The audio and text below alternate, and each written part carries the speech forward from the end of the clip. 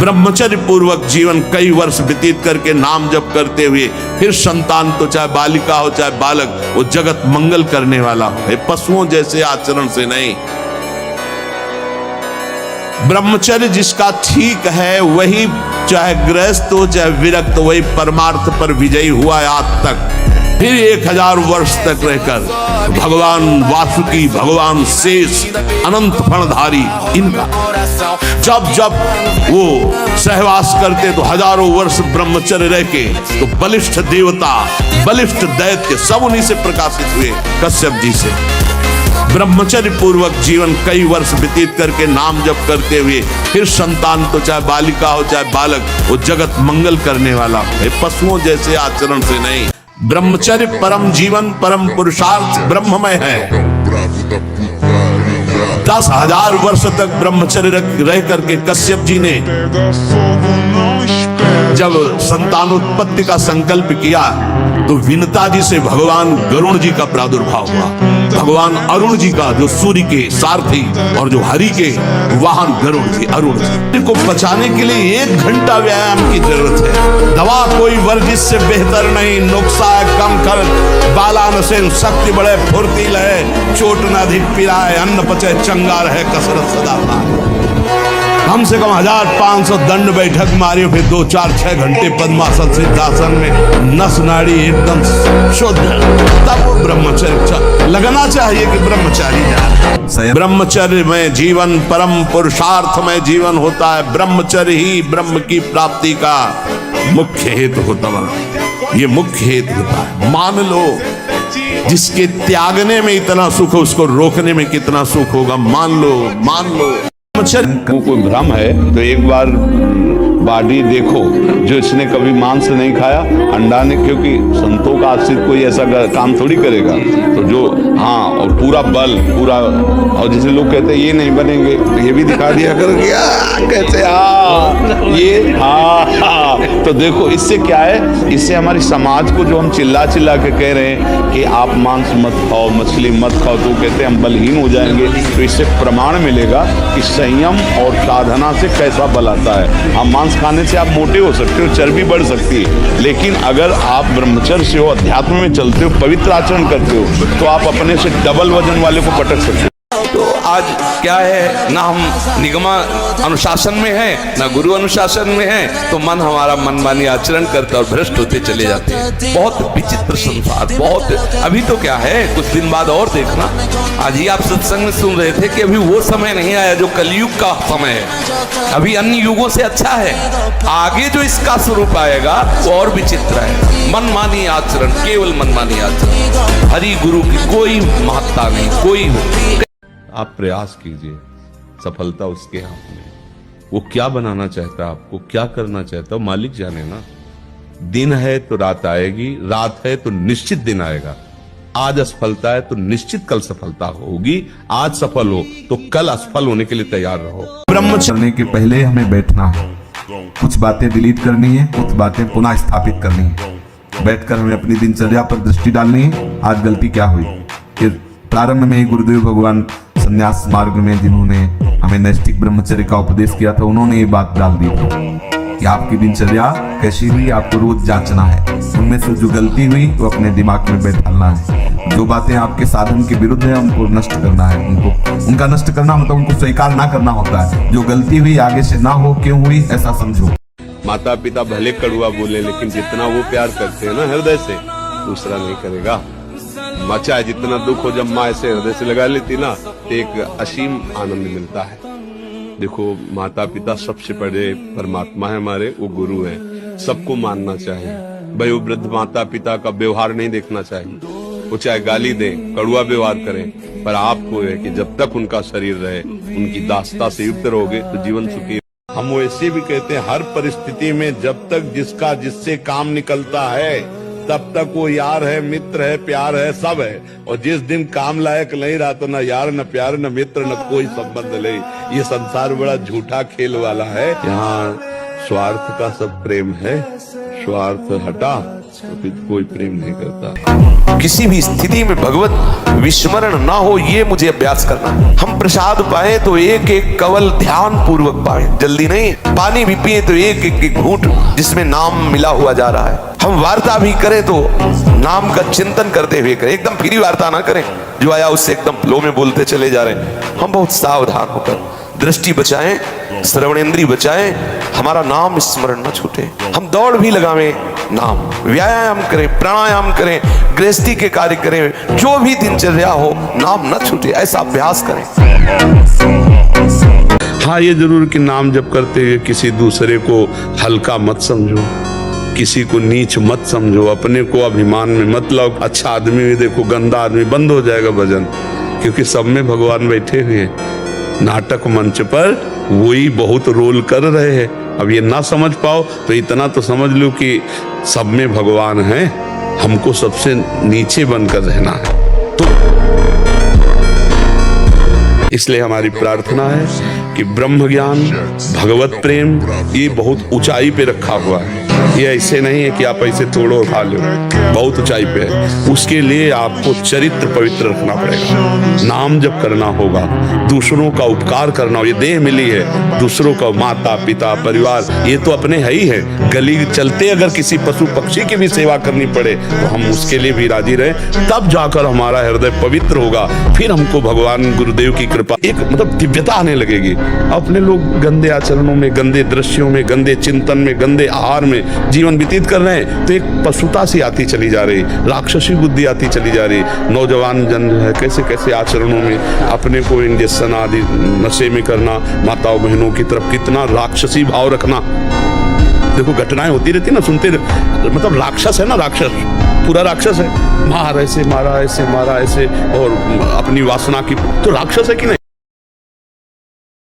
आज हमारे समाज में आचरण की महत्ता कम होती चली जा रही, नहीं होती चली जा रही। संयम, पवित्रता, आचरण, इनका बहुत बहुत ह्रास हो रहा है।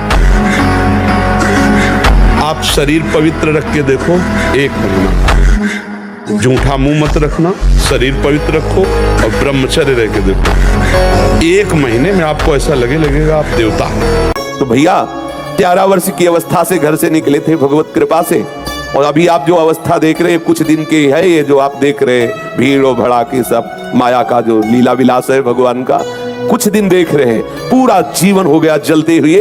और इस जलन में जो आनंद मिला हम तुम्हें कैसे बताएं, उसी आनंद को आप श्रवण कर रहे हो। ऐसा ना समझे कि ये हम केवल बोल ही रहे हैं, इसको सहा नहीं गया पूरी जीवन। अगर हमारा जीवन प्रभु के लिए है तो प्रभु सिर्फ मेरे है ऐसा अनुभव होता है, सिर्फ मेरे प्रीतम, मेरे स्वामी। और कितना दुलार करते हम तुम्हें कैसे बताएं, वाणी की सामर्थ्य नहीं कि दुलार कैसे उनका दुलार होता है। एक रस स्थिति पाने के लिए आप नित्य अभ्यास भजन का जो कर रहे हैं उसमें अंतराय क्यों आ गया, निरंतरता क्यों नहीं रही, नाम कैसे छूट गया, रूप का ध्यान कैसे छूट गया, ये काम का स्मरण कैसे आ गया, ये क्रोध क्यों आया, ये द्वेष की प्रवृत्ति क्यों आई, निंदा क्यों सुनाई दी। ये अपने को देखना है, आप उपासक हैं। एक एक सेकंड का हिसाब होगा, ध्यान रखना। चाहे शास्त्र विरुद्ध आचरण करोगे तो या शास्त्र अनुकूल आचरण करोगे तो, ऐसा ना समझो कि कोई देख नहीं रहा। हमारा दयालु प्रीतम तुम्हारे हृदय में बैठे तुम्हारी जलन को देख रहा है। तुम उसके लिए जल रहे हो, तुम उसके लिए सब सह रहे हो, सबका उपहास सह रहे हो, सबकी निंदा सह रहे हो, और नाना प्रकार के सांसारिक आकर्षणों का वेग सह रहे हो। केवल मन निश्चल राखे धनी धनी जननी तेरी रे, नरसिंह मेहता जी। इंद्रियों को वश में करो, नेत्र सबसे खतरनाक, इनको बहुत सावधान रखो, बहुत बहुत। ये चंचलता, नेत्रों की चंचलता। भगवत चर्चा हो रही तो हो सकता है शब्द ना सुन पाओ, लेकिन विषय चर्चा हो रही है तो आप 10-5 हाथ दूर हो गए तो भी श्रवणेंद्रिय पकड़ लेगी क्या बातें हो रही। निंदा, स्तुति, विषय चर्चा, इंद्रियों को शासन में रखो, इंद्रियों को वश में करो, क्योंकि ये ज्ञान विज्ञान का नाश करने वाले महापापी काम इन्हीं के वशीभूत होकर तुम्हें नष्ट करते। मार डाल इस पापी को, मार इस काम को नष्ट कर। तस्मात् तुम इंद्रियाण्यादौ नियम्य भरतर्षभ। ये महाभारत सबको लड़नी पड़ेगी, महाभारत सबको लड़नी पड़ेगी। अगर आपको अपने स्वराज्य सिंहासन पर बैठना है, मुक्त होना है, तो ये युद्ध स्वीकार करना पड़ेगा, ये चुनौती स्वीकार करनी पड़ेगी। भगवान कह रहे इंद्रियों को वश में कर ज्ञान विज्ञान का नाश करने वाले इस महापापी काम को अवश्य बलपूर्वक मार। ग्रंथ मत पढ़ो, कापी ऐसी पुस्तिका जो ब्रह्मचर्यहीनता वाली है। ऐसे कोई दृश्य मोबाइल से मत देखो जो ब्रह्मचर्यहीनता वाले हैं। ऐसे कोई दृश्य बाहर मत देखो, पशु पक्षी आदि मैथुन करते हुए, ऐसे कभी मत देखो। इसका बहुत बड़ा प्रभाव होता है। अगर इन तीन का संयम कर सको तो आपके ब्रह्मचर्य में बहुत लाभ मिलेगा।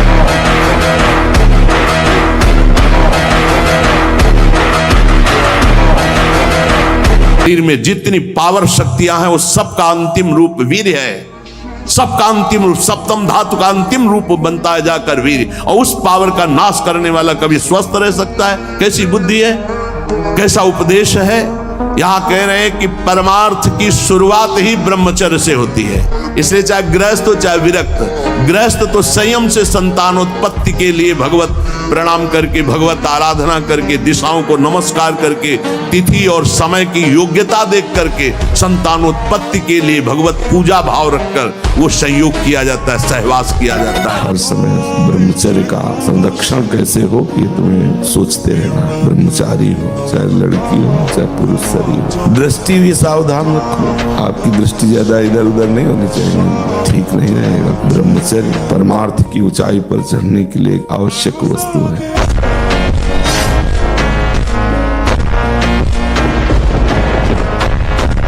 मैं नौजवानों से फिर कहना चाहता हूँ, हिम्मत मत हार, फिर उठे, अपने गांडीव की टंकार सुना और इस वासना के युद्ध में अपने ब्रह्मचर्य की हुंकार सुना और कह दे कि अब की बार युद्ध हुआ तो आर पार होगा और वासना पर सीधा प्रहार होगा और मेरा ब्रह्मचर्य पर पूर्ण अधिकार होगा।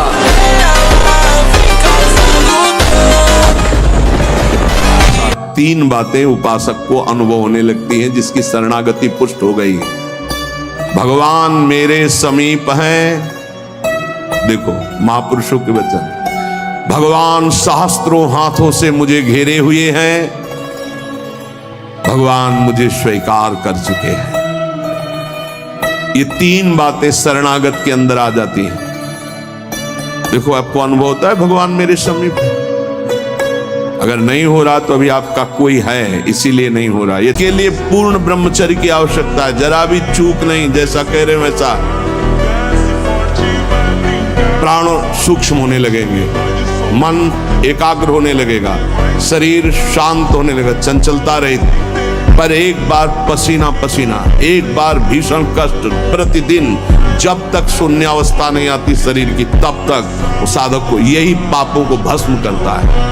यही आसन उसको दिव्यता प्रदान कर दे। आजीवन के लिए काम रूपी वेदना से मुक्त हो जाएगा। जे ही वो ऊर्ध्वरेता ब्रह्मचारी हुआ, संकल्प ही खत्म, काम का नष्ट हो जाएगा। एक ऐसी परमानंदमय स्थिति योगी की, वही सब बिना कुछ किए ये स्वाभाविक हो जाएगा यदि नाम जब श्वास प्रश्वास से किया जाए। ध्यान रखना, एक इतना कठोर और एक इतना सहज। श्वास प्रश्वास पर ध्यान है, हर समय नाम चल रहा है, वो सब बड़े शीतल प्रकृति से जागृत कर देगा। कुंडली जागृत हो जाएगी, सुषुम्ना मार्ग संचारी संचरण होने लगेगा। नाम जप में सब सामर्थ्य विराजमान है। इसीलिए बार बार हम आप सबको महापुरुषों के वचनों से बलवान बनाना चाहते हैं। कोई भी रोग ऐसा नहीं है जिसकी सामर्थ्य कृष्ण नाम में दूर करने की, राधा नाम में। उनकी गरज हो डॉक्टर औषधियां भेजें, ना गरज हो तो आपके पास बहुत बड़ी औषधि।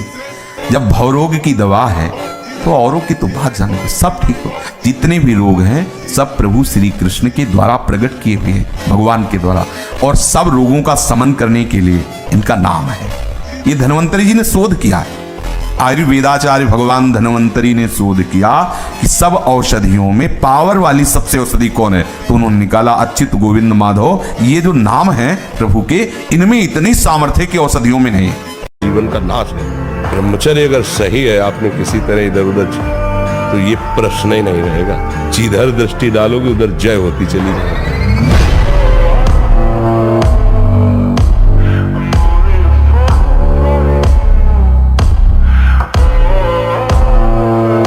पर सिद्धासन और पद्मासन में बैठने की वो भूल न करे जिसका ब्रह्मचर्य ठीक नहीं है। भूल न करे, नहीं शरीर पीड़ा और रोग से ग्रसित हो जाएगा।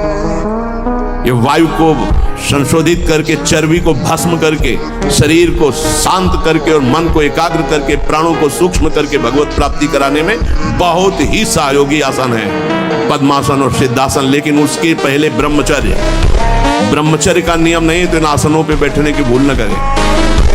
निद्रा, तंद्रा, आलस्य, विक्षेप, संशय, ये जिसके जीवन में अधिकायत है उसका सर्वनाश निश्चित हो जाता है साधना का। नींद पर काबू पाओ, निद्रा के अधीन मत हो, ये बहुत बड़ी शत्रु है, ये भजन का नाश करने वाली है। इसको मत ये सोचो कि अभी तो नई अवस्था है, नहीं, इसी अवस्था में इसको काबू पालो। उपासक एमिन मन तेमिन भगवान, जैसी तुम्हारी मन स्थिति वैसी तुम्हें ये सृष्टि दिखाई देगी। अगर तुम्हारा मन भगवदाकार है तो सब भगवान दिखाई देंगे, तुम्हारा मन कामी है तो सब कामी दिखाई देंगे। एमिन मन तेमिन भगवान, जैसा तुम्हारा मन वैसे ही तुम्हें भगवान का अनुभव। जाकी रही भावना जैसी प्रभु मूर्ति देखी तीन तैसी, इसलिए अपनी भावना को सुधारो। भक्ति का फल है भाव शुद्ध हो जाना। अगर आप 5 वर्ष ब्रह्मचर्य रहे केवल इसलिए कि जो हमारी संतान हो वो बहुत देशभक्त, हरिभक्त, बलवान, विद्वान, ज्ञानवान हो, और आप नियम से दोनों भजन करो, और 5 वर्ष बाद गर्भाधान करके संतान उत्पत्ति के शास्त्र सिद्धांत अगर वो महापुरुष न पैदा हो तो बताना। अगर उठने में तुम्हें तकलीफ ना होने लगे कहना। अगर बादाम ज्यादा खाओगे तो लीवर खराब हो जाएगा। कुछ बात देख लेना। ये जो लोग कहते हैं ना कि अरे बाबा लोग सब कहते हैं, देख लेना तुम्हारे पुरखा पानी पा जाए। ब्रह्मचर्य एक वो महान आशीर्वाद है।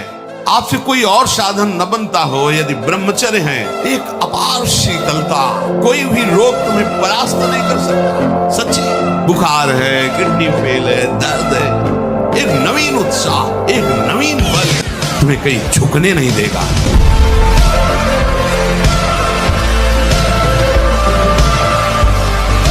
जिस दिन आप अपने गुरु के हो जाओगे, भगवान के हो जाओगे, तो आपके अंदर एक तेज आ जाएगा, एक शक्ति आ जाएगी, सबसे लड़ने की सामर्थ्य आ जाएगी।